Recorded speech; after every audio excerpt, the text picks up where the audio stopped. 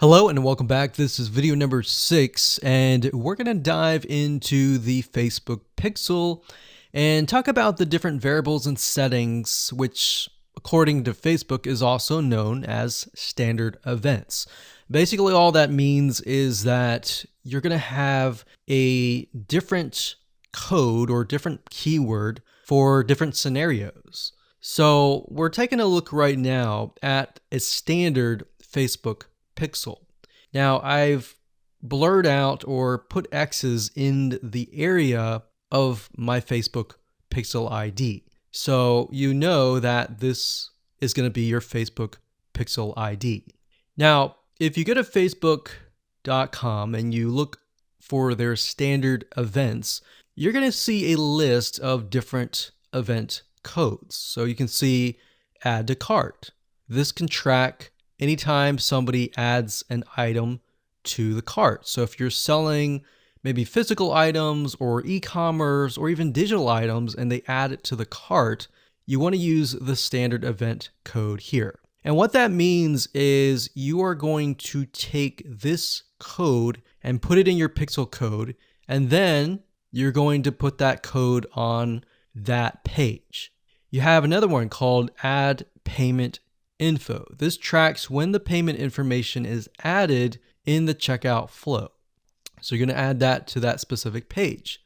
Now, some of these will relate to you, some of them will not. So you can see complete registration. This is great for if somebody is trying to fill out a form and you're trying to get them to fill that form out and you want to track, did they fill that form or not? If they didn't, then this code would not be triggered. If they did, then of course they would land on the page after they fill out the form and you would put that code on that page. We can see contact, which is if they went to a contact page and they contacted you, you could put that on the code and on that specific page. So as you can see, there are tons and tons of different standard events that relate to different actions. So we have donate, we have find location, we have initiate checkout, we have lead.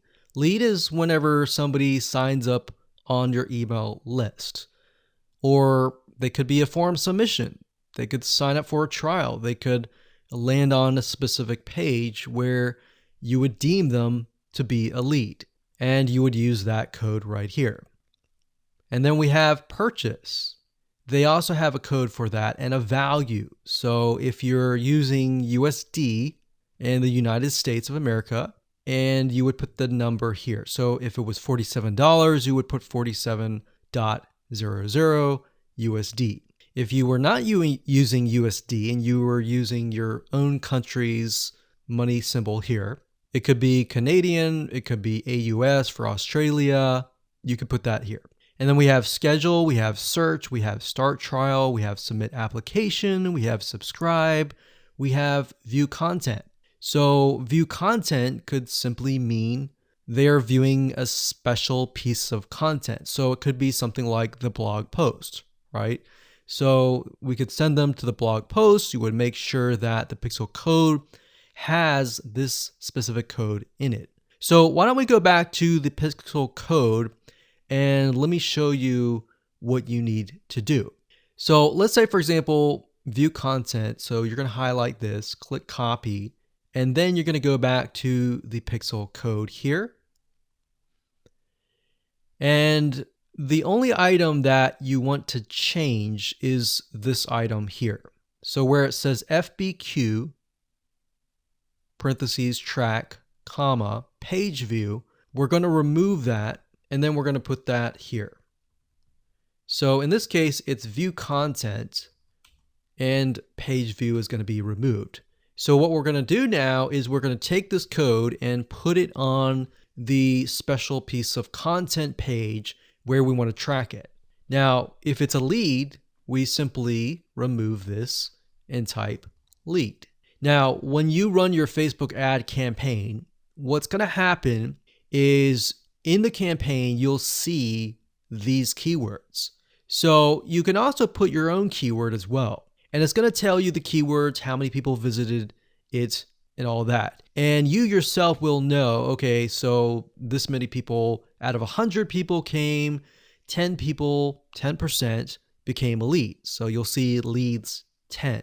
And that will give you an idea of what is actually converting. So let's do something else. Let's go back up here and let's do purchase. So we're going to copy this. We're going to go back here. And instead of a lead, we're going to copy and paste this here. This is track purchase value. Let's say it's $47, and that's all you need to do. And you're going to need to take this piece of code and put it on the page that they see after they purchase. So whatever page that they are sent to or redirected to immediately, you need to put that piece of code on that page. Now, let's say, for example, that we have a funnel and the funnel is an opt-in page. So in that case, the opt-in page is going to have a pixel code, and the track will be something like this.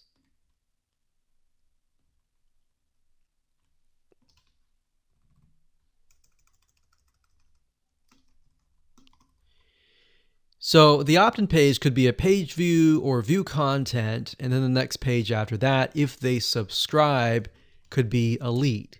So throughout your funnel, you have different steps, you have different pages, and on those different pages, you'll have different pixel codes.